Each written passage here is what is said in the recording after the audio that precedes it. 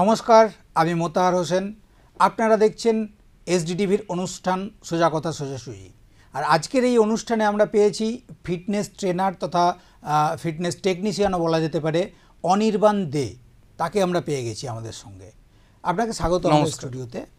নমস্কার। আপনাকে প্রথমেই যেটা আপনার কাছে জানতে চাইবো সেটা হচ্ছে যে এত কিছু পেশা আছে, তার মধ্যে আপনি এই ফিটনেসটাকে পেশা হিসেবে, মানে ফিটনেস ট্রেনারটা যে এটাকে পেশা হিসেবে কিভাবে আপনি বেছে নিয়েছেন, মানে এটার কারণটা ঠিক কি? দেখুন, এটা পেশায় কিভাবে এলাম সেটা হয়তো আমি নিজেও জানি না।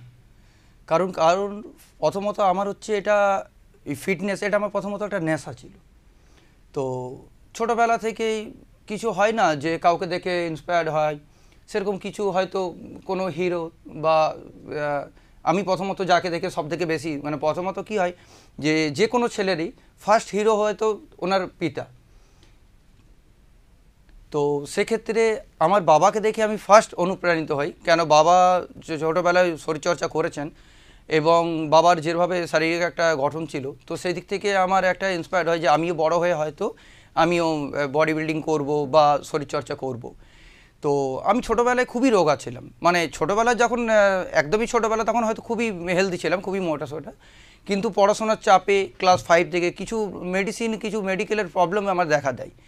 তো সেক্ষেত্রে আমার শরীর কিন্তু শারীরিক একটা সমস্যা দুর্বলতা আমার ছিল। হ্যাঁ, এবং সেটাকে ঠিক করতে গিয়েই প্রথমে শরীর চর্চা এবং তারপর এখন শরীর চর্চা যারা করছে অটোমেটিক এটা আমার পেশায় চলে আসা। তো এটা ঠিক কতদিন আগে, মানে কতদিন ধরে এটা চলছে আপনার? আমার মানে আমি যখন ছোটোবেলাতে আমি খুবই হেলদি ছিলাম, খুবই মোটা সোটা। এবার ক্লাস 5-6 থেকে আমার একটু ব্রিদিং প্রবলেম শুরু হয়, মানে জাস্ট ডাস্ট অ্যালার্জি ঠান্ডা থেকে। তো সেখান থেকে আমার ঠান্ডা লেগে যাওয়ার কারণে বেশি সর্দি কাশি হতো, প্রবলেম, খুব হাঁচি হতো, সেখান থেকে আমার কিছু শ্বাসকষ্টের প্রবলেম হতো। তো তার জন্য এটা বিভিন্ন অনেক মেডিসিন খাওয়া হয়েছে, অ্যালোপ্যাথি মেডিসিন। না, এটা তো গেল আপনার শারীরিক যে সমস্যা সেটার ব্যাপার, কিন্তু আপনি ট্রেনার হিসাবে কতদিন ধরে কাজ করছেন এই প্রফেশনে? ট্রেনার ফার্স্ট আমি হচ্ছে যে জিমে আমি প্র্যাকটিস করেছিলাম, এর আগে আমি যে জিমগুলো প্র্যাকটিস করেছিলাম সেই জিমে আমি প্র্যাকটিস করার সাথে সাথে আমাকে যারা জুনিয়র বা কিছু সিনিয়রও ছিল, তারা আমার প্র্যাকটিসটা তাদের ভালো লাগতো। তো আমার প্রশিক্ষণে যাদের ওদের ভালো লাগাতে ওনারা আমাকে বলতো, দাদা এটা কিভাবে করব একটু দেখিয়ে দিতে। তো সেইখান থেকে আমার জাস্ট শুরু হলো। তো বাস এই নেশার থেকে অটোমেটিক কোন সময় যে পেশাতে চলে গেলাম, তো এটা ঠিক পার্টিকুলারভাবে বলা যাবে না। না, তাও মোটামুটি ট্রেনার হিসেবে অ্যাপ্রক্স আমি 10 ইয়ার্স স্টাডি করে আছি, এমনকি প্র্যাকটিস করে আছি। এখনো চলছে?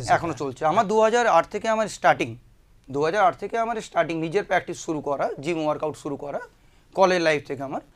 তো তারপরে আস্তে আস্তে এই প্র্যাকটিস করাতে থাকতে বিভিন্ন জিমে প্র্যাকটিস অনুশীলন করতে করতে আমি নিজেকে আস্তে আস্তে করে কিছু স্টাডি করে এই লাইনটা আমার ভালো লাগতো, হেলথ রিলেটেড। আর আমি মেডিকেল প্রফেশনের সাথে যুক্ত, সেই হিসাবে দুটোই আমার একটা হেলথ রিলেটেডই রয়েছে।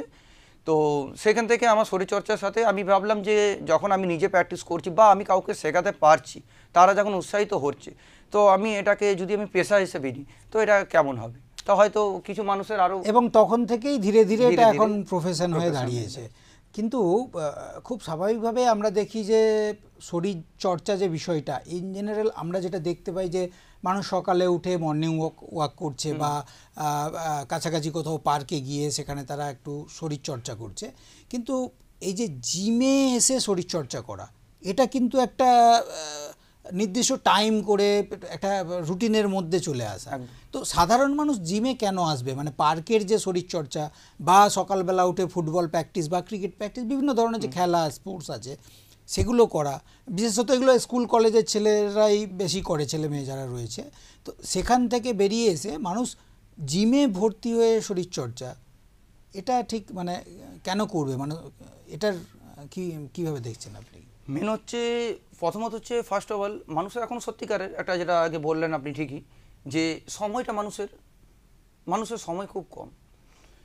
মানে এটা হতে পারে কাজের ক্ষেত্রেও হতে পারে, আবার এমনও হতে পারে যে সময়টা তাদের কাছে আছে, এমন না। প্রত্যেকটা মানুষেরই 24 ঘন্টার মধ্যে 1 ঘন্টা সময় দিতে পারবে না শরীরচর্চার জন্য। আমার মনে হয় এরকম কোনো মানুষ নেই আমার মতে। কেন আমি বিভিন্ন কাজের সাথে যুক্ত রয়েছি। তো ফার্স্ট অফ অল হচ্ছে যে যদি কোনো মানুষ শরীরকে সুস্থ রাখতে চায়, পেশার সাথে যুক্ত মানুষ বিভিন্ন কর্মরত কাজে রয়েছে, কিন্তু শরীর কিন্তু ভেঙে গেলে, একটা কথা আছে না, স্বাস্থ্যই সম্পদ। শরীরকে কিন্তু পরিশ্রম করে কিন্তু আমরা উপার্জন করছি। উপার্জন প্রত্যেকটা মানুষের খুবই প্রয়োজন, পরিবারকে দেখার জন্য, পরিবারকে গঠন করার জন্য সেগুলো প্রয়োজন, কিন্তু তার সাথে নিজে যদি সুস্থ না থাকে, নিজে যদি অসুস্থ হয়ে পড়ে, তাহলে পরিবারকে সুস্থ তাহলে রাখবে কি করে? সেই ক্ষেত্রে তারা রাখবে কি বাকি করে? অন্যান্যদের যে দায়িত্ব নেওয়ার একদম। ব্যাপারটা সেটা ঠিক আছে, কিন্তু সেই জায়গা থেকে আমি যেটা বলতে চাইছি যে মানুষ মানে শরীরচর্চা করার জন্য জিমে গিয়েই করতে হবে। জিমের কথাটা হচ্ছে একটা প্রপার অনুশীলন, যেটা আমাদের প্রয়োজন। আমরা হয়তো অনেকেই আছে ক্লাবে প্র্যাকটিস করে, ক্লাবের মধ্যেও বিভিন্ন ওয়েট ক্যাটাগরি থাকে, ওয়েট লিফট করতে পারে, কিন্তু সেখানে কি হয়, সেখানে আমার নিজের নিজের হিসেবে আমরা করে নেয়। হয়তো কোনো হয়তো কাউকে দেখেছে, কোনো দাদাকে বা কোনো হয়তো যাকে হোক, কোনো সিনিয়র হয়তো কাউকে দেখে নিয়ে হ্যাঁ। তাকে অনুপ্রাণিত হয়। এখন বিভিন্ন বডি বিল্ডার অনেক রয়েছেন, তাদেরকে দেখে নিয়ে তারা কিন্তু করতে শুরু করে দিচ্ছে। এতে কি হয়, হিতে বিপরীত হওয়ার সম্ভাবনা থাকে। কারণ কেন, ওরা যদি প্রশিক্ষণ প্রপার না নেওয়া হয়, প্রপার ওয়েতে, মেন হচ্ছে প্রোজিং, প্রপার ওয়েতে যদি প্রোজিংটা না প্রপার ধরা হয়, তো সেখানে ওয়েট লিফট করা হয়, বিভিন্ন অর্গান কিন্তু এফেক্টিভ হতে পারে, মানে ক্ষেত্রে একটা সাইড সমস্যা তৈরি হতে পারে বিভিন্ন, সেক্ষেত্রে নিউরো প্রবলেমও আসার সম্ভাবনা রয়েছে। বিভিন্ন হয়তো শুনবেন যে হার্টের প্রবলেম হয়েছে, কিন্তু কখনো শরীরচর্চা করলে হার্টের প্রবলেম হয় না। একটা কার্ডিও সেকশন বলে একটা সাবজেক্ট আছে, তার কারণই হচ্ছে সেখানে কার্ডিওটা স্ট্রং হয়, সেখানে হার্টের প্রবলেম হবে সেটা না, হার্টের প্রবলেমটা ঠিক হওয়ার সম্ভাবনা রয়েছে। কিন্তু যদি সঠিক প্রশিক্ষণ না পাওয়া যায়, সেক্ষেত্রে ভুলভাল আমরা যদি ওয়েট লিফট করে দিই, কম বয়সে হয়তো অতিরিক্ত ওয়েট লিফট করে দিচ্ছে, তার কারণে হয়তো সমস্যা হওয়ার ইনজুরি হওয়ার সম্ভাবনা রয়েছে, নিউরো প্রবলেম এগুলো অবশ্যই হতে পারে। হ্যাঁ, তার জন্য প্রপার ট্রেনার প্রশিক্ষণ নিয়ে আমার মতে করলে ভালো। তো এই যে সুস্থতা বা স্বাভাবিকভাবে যে ফিটনেস ব্যাপারটা একদম খুব সাধারণ চোখে আমরা যদি দৃষ্টিভঙ্গি থেকে ফিটনেস ব্যাপারটা দেখি, সেটা সাধারণ মানুষ বুঝবে কি করে যে সে নিজে কতটা ফিট রয়েছে? এটা বোঝার কোনো মাপকাঠি বা কিছু? হ্যাঁ, মাপকাঠি তো অবশ্যই রয়েছে। প্রথমত হচ্ছে আমাদের ব্রিদিং, যেটা আমরা ব্রিদিং নিচ্ছি, নিঃশ্বাস প্রশ্বাস নিলে বা আমরা হয়তো কোনো জায়গায় স্পিডে হয়তো চলাচল করছি, হাঁটাচলা করছি, সেক্ষেত্রে কি হয়, আমরা একটু যদি জোরে চলাফেরা করা হয়, আমরা হয়তো অনেক সময় হাঁপিয়ে যাই। সেক্ষেত্রে আমরা বুঝতে পারি আস্তে আস্তে আমাদের স্টেমিনা কিন্তু কমে আসছে। বয়স বাড়ার সাথে সাথেই হোক বা এখন থেকে নানা রকম জাঙ্ক ফুড, যেটা সবথেকে বড় বিষক্রিয়া আমাদের শরীরের মধ্যে দেখা দেয় কম বয়স থেকেই। বিভিন্ন এখনকার ছোটো বাচ্চা ছেলেদের মধ্যে দেখা যাচ্ছে চশমা লেগে যাচ্ছে, থাইরয়েড, সুগার ছোটোবেলা থেকেই, কিন্তু যেটা আগেকার দিনে এটা বয়ঃসন্ধিকালে দেখা দিত। তো সেই জন্য আমাদের শরীরচর্চাটা প্রথমত যদি আমাদের করা হয়, ইমিউনিটি সিস্টেমটা বিল্ড আপ হবে। আর এই যে বছর আগে 2019-20 মধ্যে 21-এর মধ্যে এই যে মরণব্যাপী একটা মহামারী দেখা দিয়েছিল, করোনা ভাইরাস, এখানেও কিন্তু বারবার ডাক্তাররা বলুন বা ফিটনেস কোচ বলুন, ওনার কিন্তু বারবার বলা হয়েছে যে আপনারা কিন্তু মানে একদম দৈনন্দিন রুটিন মাফিক আপনারা শরীরচর্চা করুন। শরীরচর্চা করলে কি হবে, সুস্থ মনের অধিকারী হওয়া যাবে। শরীর ফিট থাকলে অটোমেটিক আমাদের কাজ করার প্রবণতা সেটা বাড়বে, এবং আমাদের ব্রেন নার্ভ বলুন, মস্তিষ্ক বলুন, সেটা সজাগ থাকবে। তার জন্য এখনকার প্রত্যেকের শুধু বয়স হয়েছে বলে আমাকে শরীরচর্চা করতে হবে এমন না, ছোটোবেলা থেকেও, হ্যাঁ ছোটোবেলা থেকে এমন না যে জিম করতে হবে। ছোটোবেলার ক্ষেত্রে আমি ছোটো ছেলেদের কথাই বলি, 5 বছর 4 বছর, যে কোনো 10 বছর 12 বছর, তারা নিয়মিত কিন্তু গ্রাউন্ডে, মানে শরীরচর্চা যে ব্যাপারটা বা খেলাধুলা যে ব্যাপারটা, সেই ব্যাপারটা কিন্তু ছোট থেকেই রপ্ত করতে হবে। ঠিক এই জায়গা থেকেই স্বাভাবিকভাবে একটা ব্যাপার চলে আসছে যে জিমে গিয়ে কসরত করা বা ঘাম ঝরানো আর মাঠে খেলে দৌড়ে সকালবেলা, আমরাও যখন ছোটোবেলায় ছিলাম আমরা দেখেছি সকালে উঠে আমাদের একটা অভ্যাসের মধ্যেই এটা ছিল যে সকালে উঠে একটু শরীরচর্চা করা, একটু ফ্রি হ্যান্ড এক্সারসাইজ করা, তারপর গিয়ে পড়তে বসা, এসব ব্যাপারগুলো ছিল। তো এখন জিমে গিয়ে যে শরীর চর্চা করা বা ঘাম ঝরানোর ব্যাপারটা, সেটা মানুষ নিচ্ছে কতটা, মানে তখনকার পরিবেশ বা এই ছোটোবেলার একটা পরিবেশ, তার সাথে সাথে এই যে জিমে গিয়ে ঘাম ঝরানো, এই বিষয়টা দুটোর মধ্যে সামঞ্জস্য বা বৈসাদৃশ্য কি আছে, কি মনে করেন? দেখুন, এটা ভালো প্রশ্ন আপনার। এটা অবশ্যই আমরা ছোটোবেলাতে মাঠে গিয়েছি, ছোটোবেলা থেকে আমরা মাঠে যে আমরা ধরুন ক্রিকেট, ফুটবল, বিভিন্ন কাবাডি, বিভিন্ন খেলাধুলা আমরা করেছি সময়। এমনকি আমরা কখনো কখনো ভলিবলও খেলেছি, ভলিবল খেলেছি, বিভিন্ন খেলা, ঠিক আছে, এমনকি লাফদড়ি বলুন, মেয়েরা যেটা বেশি খেলে কিতকিত, এইসব বিভিন্ন খেলা আমরা খেলেছি। কিন্তু এই খেলাগুলোর মধ্যে আমাদের কি হচ্ছে, ফিজিক্যাল অ্যাক্টিভিটি থাকছে। তো এই খেলাগুলো এখনকার দিনে বাচ্চা ছেলে মেয়েদের কিন্তু খুব কমে আসছে। এখনকার হয়ে গেছে বেশিরভাগ হয়ে গেছে ইনডোর গেম, মোবাইল, কম্পিউটার, এইসব। কিন্তু আমার মতে প্রত্যেকে, আমি এটা গার্জেনের ক্ষেত্রে বলবো, অন্তত আপনারা 30 মিনিট অন্তত আপনারা গ্রাউন্ডে আপনাদের ছেলে মেয়েকে নিয়ে যান। গ্রাউন্ডে নিয়ে গিয়ে যে প্রশিক্ষণ হবে, যে খেলাধুলা ওরা করবে, তার মধ্যে কিন্তু শারীরিক গঠন অনেকটা ডিপেন্ড করে। আপনারা ভাববেন যে ভালো, হয়তো আপনারা অনেক ভালো খাওয়া দাওয়া, সুস্বাস্থ্যকর খাওয়া দাওয়া দিচ্ছেন, আপনারা নিউট্রিশন দিচ্ছেন, কিন্তু শারীরিক যদি আপনাদের ডেভেলপমেন্ট করতে হয়, সেক্ষেত্রে আমাদের খেলাধুলো একটা আমাদের বিশেষ অবদান আমাদের শরীরের মধ্যে রয়েছে। তো সেক্ষেত্রে আপনাদের ছোটোবেলা থেকেই যে 4 বছর 5 বছর বয়স থেকে জিমের কোনো প্রয়োজন নেই, কিন্তু ইনডোর গেমটা আপনারা অ্যাভয়েড করে, কেন এর মধ্যে মোবাইলের রেডিয়েশন প্রচুর পরিমাণে রয়েছে, মোবাইল বলুন, কম্পিউটার, টেলিভিশন, সেক্ষেত্রে আপনারা, ওরা কি হচ্ছে, এই জায়গা থেকে থাকাতে কি ওরা বাইরে জগতের সাথে মিশতে পারছে না। বন্ধুত্ব একটা ভাব, একটা ছেলে মেয়ের মধ্যে একটা যে বন্ধুত্ব ভাব, ওই আন্তরিকতা, সেই জিনিসটা কিন্তু পাচ্ছে না, তারা কিন্তু বাড়ির মধ্যে থেকে যাচ্ছে। সেটা আপনারা অ্যাভয়েড করুন। আপনারা অবশ্যই আপনারা নিজের গ্রাউন্ডে নিয়ে যান এবং ওদিকে যেতে দেন, ওদিকে যেতে উৎসাহিত করুন। ওরা যেতে যদি নাও চায়, আপনারা উৎসাহিত করুন যে বাইরে ক্রিকেট হলো, ফুটবল হলো, যে কোনো মানে মাঠে গিয়ে যে খেলাধুলা, যে দৌড়াদৌড়ি করে যে খেলাধুলা, এই ধরনের যে খেলাধুলা, তার প্রতি ছোটোর থেকেই একটা যদি টান তৈরি হয়, উৎসাহ বাবা মায়ের কাছ থেকে, গার্জেনদের কাছ থেকে পেয়ে থাকে, সেই ক্ষেত্রে তার শারীরিক গঠনের ক্ষেত্রে সেটা অনেকটা বিকশিত হবে বলে। ঠিক এখান থেকেই বলি, সেটা হচ্ছে যে এই যে জিমে গিয়ে কসরত করা, অনেক সময় কিন্তু এরকমও আমরা শুনেছি যে জিমে গিয়ে কসরত করছে, তারপর দেখা গেল কিছুদিন পরে দেখা গেল যে তার মাসলগুলো বেশ ফুলে গেছে, অথবা কাউকে দেখা যায় হয়তো সে প্রথম দিকে একটু স্বাস্থ্য ছিল তার, কিন্তু জিমে কসরত করার পরে দেখা যাচ্ছে যে সে স্থূল হয়ে যাচ্ছে। তো এই ব্যাপারটা ঠিক কি? এটা আপনি ফিটনেস ট্রেনার, খুব স্বাভাবিকভাবে এইগুলো আপনাদেরকে ফেস করতে হয়। কেউ হয়তো বলে যে দেখুন আমি রোগা আছি, একটু শরীর মানে মাসল তৈরি করতে চাই, কিভাবে করব? এই ব্যাপারটা ঠিক কি, মানে জিনিসটা হয় কিভাবে? দেখুন, আমাদের প্রথমত হচ্ছে মাসল যেটা রিকভার করার ক্ষেত্রে হচ্ছে আপনার ফার্স্ট অফ অল আমাদের প্রতিনিয়ত আমরা যে এক্সারসাইজগুলো করছি, তাতে কি হচ্ছে, সংকুচিত প্রতিফলিত হচ্ছে। আমরা যে কোনো মাসল, আমরা বাইসেপ মাসল বলুন, বিভিন্ন পার্ট রয়েছে, তো আপনারা ধরুন চেস্ট ওয়ার্কআউট করছেন বা ব্যাক ওয়ার্কআউট করছেন, পার্টিকুলার একটা ওয়ার্কআউট করলে কি হচ্ছে, সেই যে মেশিনারি আমরা ইনস্ট্রুমেন্টগুলো ইউজ করছি, সেটার ক্ষেত্রে কি হচ্ছে, আমাদের মাসলটাকে প্রতিনিয়ত আমাদের রিকভার করছে। মাসলটা আমাদের যত আমাদেরকে ভাঙছে, সেক্ষেত্রে আমাদের কী হচ্ছে, সেটাকে রেস্ট করলে অটোমেটিক সেটাতে আমাদের ডেভেলপমেন্ট ঘটছে।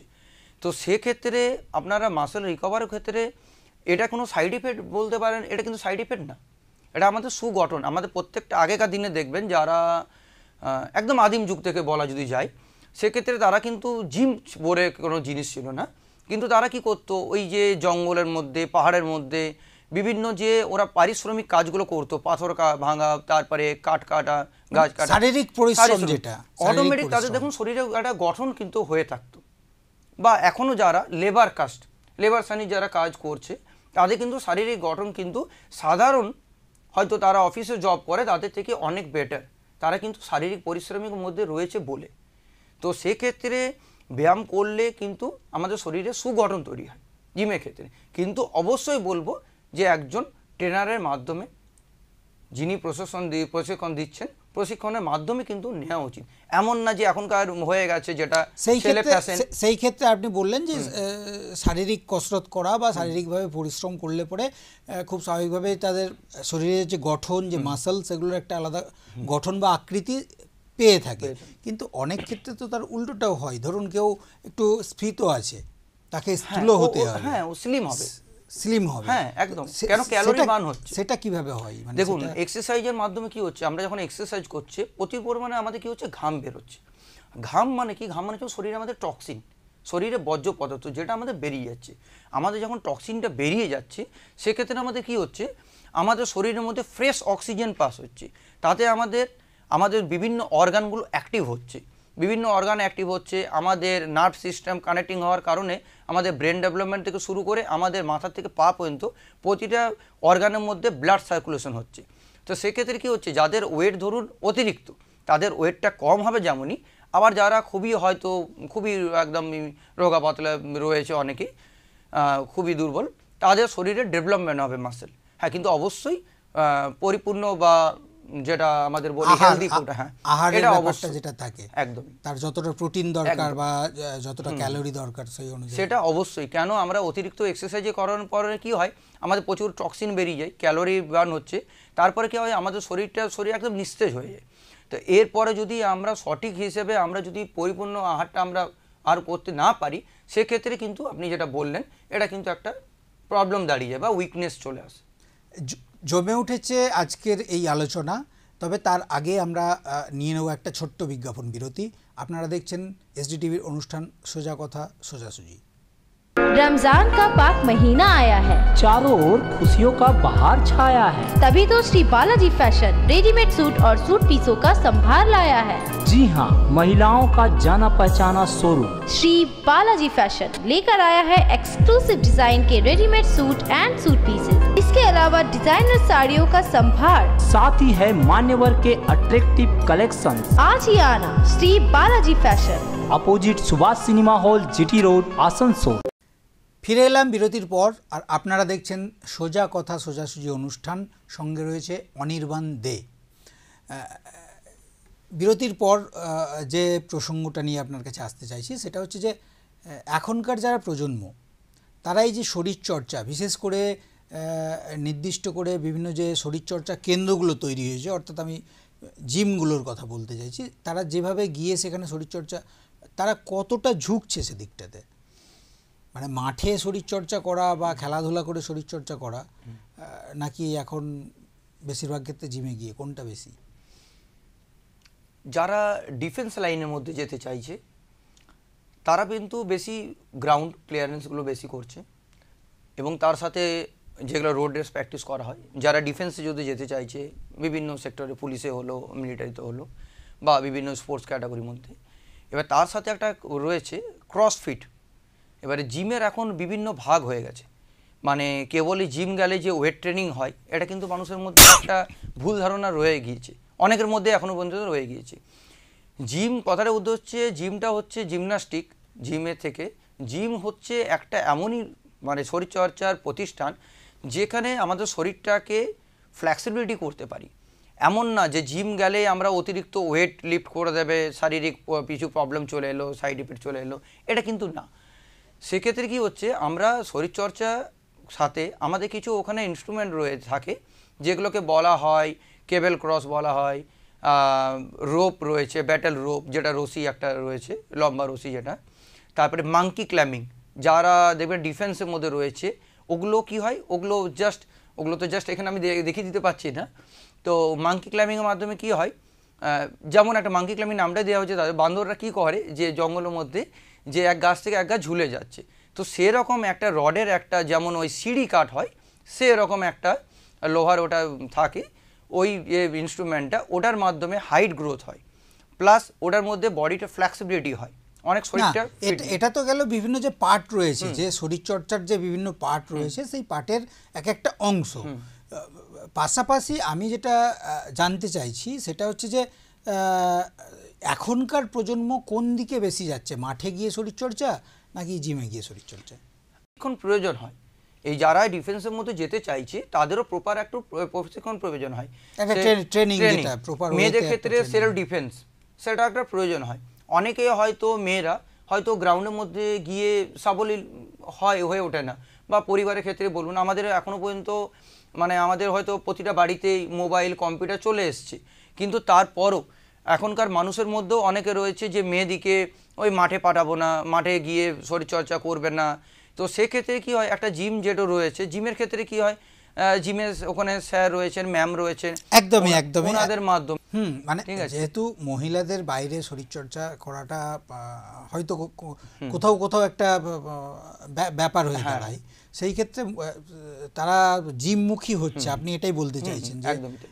মহিলারা বেশি বেশি করে জিমে গিয়ে শরীরচর্চা করার ক্ষেত্রে।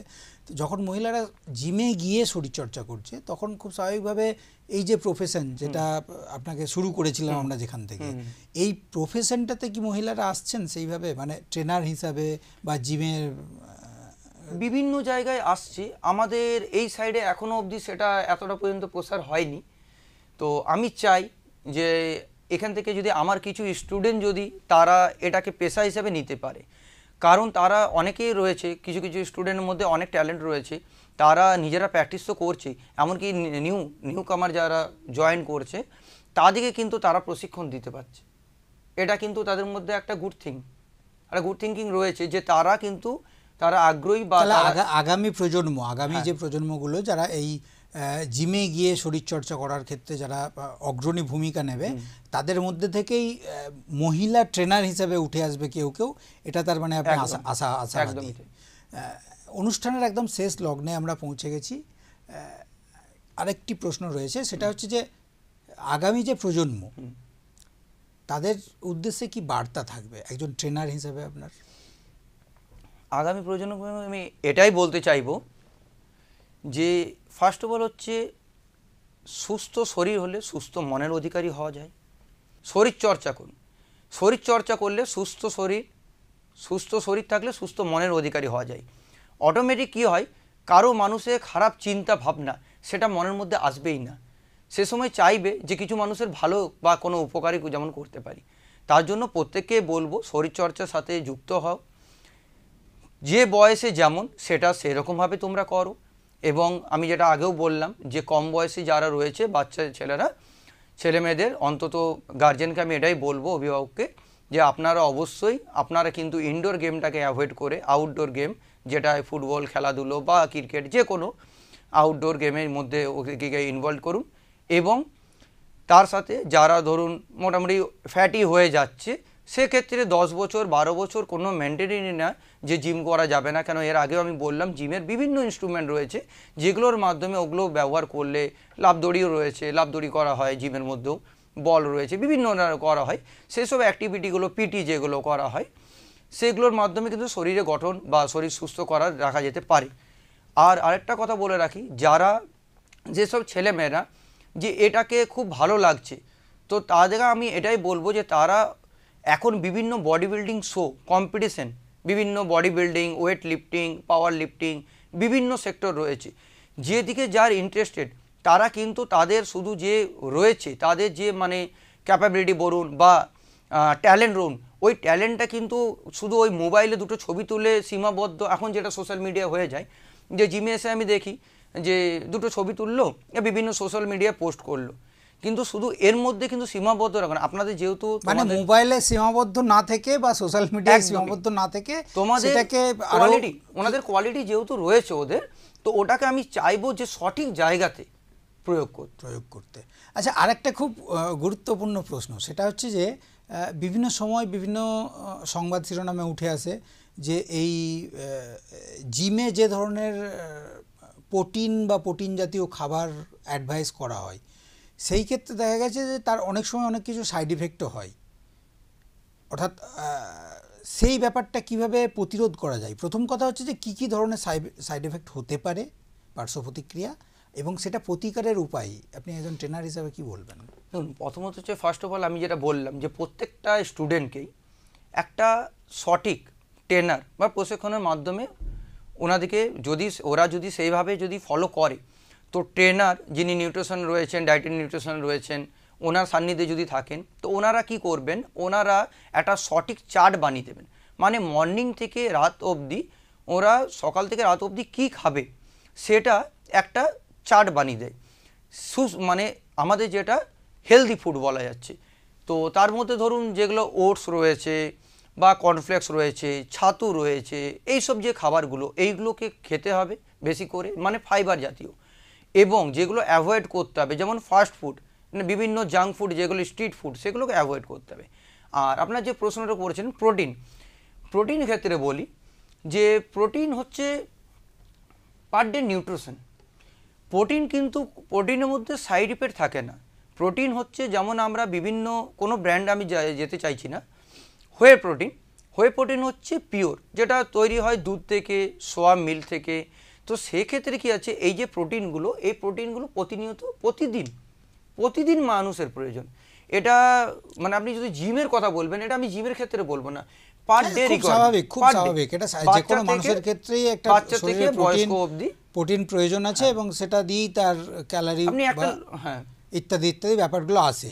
কিন্তু তার পাশাপাশি যেটা দেখা যায় বা অনেক সময় খবরে আমরা শুনতে পাই যে বিভিন্ন ধরনের প্রোটিন বা ওই জাতীয় যে সমস্ত জিনিস ব্যবহার হয়, এবং অনেক ক্ষেত্রে শোনা গেছে যে ইনজেকশনও নাকি এইকে নেয়ার একটা ব্যাপার থাকে। এগুলো আমরা বিভিন্ন সংবাদে যেগুলো দেখতে পাই আর কি। খুব সাধারণভাবে সাধারণ মানুষ যারা, তারা তো অত কিছু বোঝে না, তারা মানে এই ধরনের যে সমস্যাগুলো, সেই সমস্যাগুলো কি কি ধরনের হতে পারে এবং তা থেকে বেরিয়ে আসা বা বাঁচার কি উপায়? প্রথমত হচ্ছে আমি মানে বারবার একটাই প্রসঙ্গ আসছি যে অবশ্যই নিউট্রিশন, ডায়েটিশিয়ান, জিমের ট্রেনার, ওনাদের যদি সান্নিধ্যে থাকা যায়, একটা প্রপার ওয়ে রয়েছে প্রত্যেকটা জিনিস। আমি এই মানে ইন্ডাস্ট্রির সাথে যুক্ত বলতে গেলে 2008 থেকে আমি স্টার্ট করেছি, 2024 মানে 16 বছর হয়ে গেল।